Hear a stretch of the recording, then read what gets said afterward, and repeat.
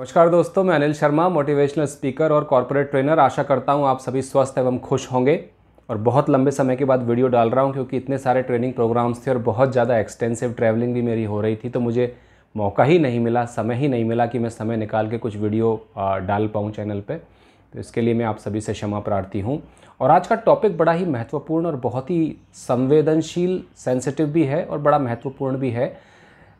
अब देखिए, दुनिया में लगभग 12 प्रमुख धर्म हैं। There are 12 major religions all across the world. और सारे के सारे धर्म बड़ी अच्छी बातें कहते हैं, आपसी भाईचारे की बात कहते हैं, विश्व शांति की बात कहते हैं, आपसी समन्वय की बात कहते हैं।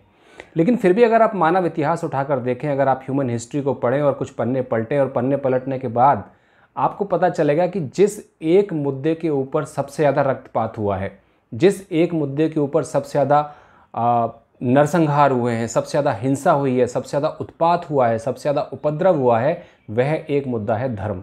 यानी कि धर्म के नाम पर इतना ज़्यादा रक्तपात हुआ है, इतनी लड़ाइयाँ लड़ी हैं और इतना उपद्रव हुआ है। लेकिन धर्म, कोई भी धर्म आप उठा के देख लीजिए, उसकी कोई भी प्रमुख जो पुस्तक है वो आप पढ़ लीजिए, वो बहुत अच्छी बातें कहते हैं। वो हमेशा शांति की बात कहेंगे, सद्भाव की बात कहेंगे। तो जब सारे के सारे धर्म शांति और सद्भाव की बात कहते हैं, तो फिर इतना झगड़ा क्यों? आपस में धर्म के नाम पर इतना उपद्रव और इतना तनाव और इतना झगड़ा क्यों होता है? ये एक बहुत महत्वपूर्ण विषय है। तो मैं एक कहानी छोटी सी आपको बताता हूँ, हो सकता है आपने भी वो कहानी सुनी हो। जब मैं स्कूल में पढ़ता था तो मेरे मास्टर जी थे, हिंदी के अध्यापक थे, अब उस दुनिया में नहीं है। तो वो एक कहानी सुनाते थे और वो कहानी बड़ी अर्थपूर्ण कहानी थी कि 4 अंधे, उन 4 अंधों को चलते हुए रास्ते में एक हाथी मिला और चारों अंधों ने हाथी के अलग अलग पार्ट्स को टच किया। एक अंधे ने हाथी के जो पैर है उसको टच किया, तो उसने टटोल कर देखा तो लगा कि एक खंबे जैसा कुछ आकृति है, और तो उसने एक विचार बनाया कि मन में हाथी एक खंबे जैसा होता है। दूसरे ने हाथी की सूंड को टच किया तो उसको सूंड की आकार उसको समझ में आया, तो उसने अपने मन में विचार बनाया कि हाथी जो है एक सूंड की तरह होता है। तीसरे ने हाथी की पूंछ को टच किया और पूंछ को टच करके उसके मन में विचार आया कि नहीं नहीं, हाथी पूंछ की तरह होता है, एक लंबी रस्सी की तरह होता है। चौथे ने हाथी के पेट को टच किया, तो पेट को टच करने के बाद उसको विचार आया कि नहीं, हाथी जो है एक ढोलनुमा आकृति का होता है, बहुत मोटा होता है, बहुत बड़े आकार का होता है और गोल गोल जैसा कुछ होता है। यानी कि पेट के आकार के आधार पर पेट को टटोल कर जब उसने उसको परसीव करने की कोशिश की, तो वही विचार उसके मन में आया। और सारे आपस में इस बात को लेकर झगड़ने लगे कि हाथी एक्चुअली होता क्या है। जबकि देखा जाए तो हाथी इन सारी चीज़ों का जोड़ है।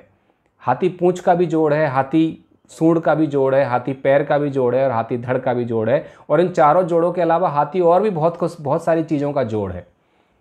तो यही बात प्रमुख जो धर्म है उनके बारे में लागू होती है कि विश्व का प्रत्येक धर्म एक ही बात कह रहा है। हमारे पास देखने वाली अगर आंखें हैं, हमारे पास अगर समझ है, हमारे पास अगर बुद्धि है, तो आप किसी भी धर्म को, किसी भी पंथ को आप उठाकर देख लीजिए, उन सब की बातें एक ही हैं। कहने के तरीके अलग अलग हैं, भाषा अलग हो सकती है, भाव अलग हो सकता है, लेकिन मूल जो है, उसका जो मूल भाव है वो प्रत्येक धर्म का एक ही है, हमेशा एक ही है। क्योंकि प्रत्येक धर्म सत्य की ओर इंगित करता है और सत्य एक है। सत्य अनेक नहीं है, सत्य एक से ज़्यादा नहीं है, सत्य एक है। लेकिन उस सत्य को बयां करने का, उस सत्य को बखान करने के तरीके अलग अलग हो सकते हैं।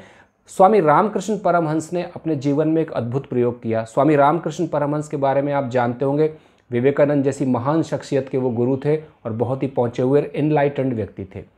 तो स्वामी रामकृष्ण परमहंस ने एक अद्भुत प्रयोग किया जो इस विश्व में किसी भी व्यक्ति ने कभी भी नहीं किया। और वो प्रयोग क्या था कि जब स्वामी रामकृष्ण परमहंस को ज्ञान की प्राप्ति हुई, जब उनको निर्वाण की प्राप्ति हुई, उसके बाद भी उन्होंने अलग अलग धर्मों का अनुसरण किया। 7 साल वो एक मुसलमान की तरह रहे, एक सच्चे मुसलमान की तरह रहे, मस्जिद जाते, नमाज पढ़ते और उस धर्म पे चलते हुए भी उन्होंने उस परम सत्य को पा लिया। फिर वो ईसाई की तरह रहे, चर्च जाते थे, संडे का चर्च जाके प्रेयर करते थे। तो उस पथ पर चलते हुए भी उन्होंने उस परम सत्य को वापस से प्राप्त कर लिया और अंत में एक बात कही कि सारे के सारे धर्म आपको वहीं लेकर जाते हैं। सो धर्म बेसिकली एक मार्ग है, धर्म बेसिकली एक रास्ता है जो आपको परम सत्य तक लेकर जाता है। लेकिन समस्या ये है कि अधिकतर लोग उस रास्ते पर चलने की बजाय उस रास्ते का इंटरप्रिटेशन करते हैं और उस रास्ते को पकड़ के ही बैठ जाते हैं, और वो रास्ता एक स्टेगनेंट फुटपाथ की तरह हो जाता है जो आपको कहीं भी लेकर नहीं जाता। धर्म एक नाव की तरह है, एक नौका की तरह है। उस नाव में बैठिए, उस नाव में चप्पू चलाइए, नाव को खेइए तो वो आपको परम सत्य के महासागर तक पहुंचा देगा। लेकिन समस्या यह है कि जिन व्यक्तियों के हाथ में इनकी बागडोर होती है वो अपने तरीके से अपने निहित स्वार्थों के लिए इसका इंटरप्रिटेशन करते हैं, इसको इंटरप्रेट करते हैं, लोगों तक पहुंचाते हैं, तोड़ मरोड़ कर प्रस्तुत करते हैं और सारी बात का अर्थ का अनर्थ हो जाता है। तो यही मुख्य कारण है कि सारे के सारे धर्मों में आपस में इतना झगड़ा है। और आश्चर्य की बात यह है कि सारे धर्म कह रहे हैं कि शांति से रहो, सारे धर्म कह रहे हैं कि सद्भाव से रहो, सारे धर्म कह रहे हैं कि आपसी भाईचारे को बढ़ाओ, सारे धर्म कह रहे हैं कि विश्व शांति को बढ़ाओ, लेकिन उसके बाद भी झगड़ा है। तो इसका मतलब यह है कि हमारी दृष्टि में कहीं ना कहीं खोट है। उसका मतलब यह है कि हमारे इंटरप्रिटेशन में कहीं ना कहीं खोट है। उसका मतलब यह है कि हम उन चार अंधों की तरह हाथी के पूरे व्यक्तित्व को नहीं पकड़ पा रहे हैं, पूरे आकार को नहीं पकड़ पा रहे हैं और छोटी छोटी चीज़ों को लेकर बैठे हुए हैं। और छोटी छोटी चीज़ों का जो अनुवाद करके हम इंटरप्रिटेशन दे रहे हैं वो बिल्कुल ही गलत है। और यही विवाद की जड़ है, यही आपस में झगड़े की और आपस में वैमनस्य की जड़ होती है। इसलिए सबसे इम्पॉर्टेंट चीज़ ये है कि अपने अंदर हम एक दृष्टि पैदा करें।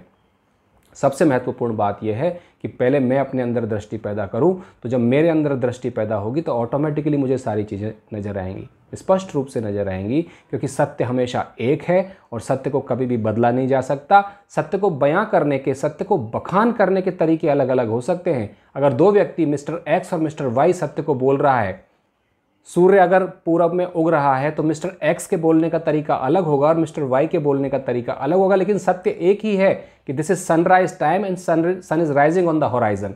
हो सकता है उसके शब्द अलग हो सकता है दूसरे व्यक्ति के शब्द अलग हो।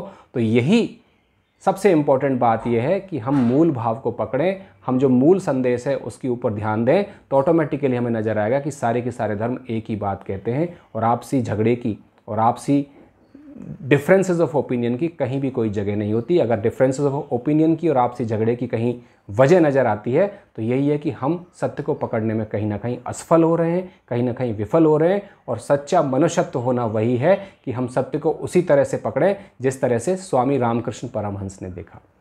अलग अलग रास्तों पर चलकर उन्होंने यह पाया कि सारे रास्ते अंत में एक ही जगह पर लेकर जाते हैं। अलग अलग रास्तों पर चलकर उन्होंने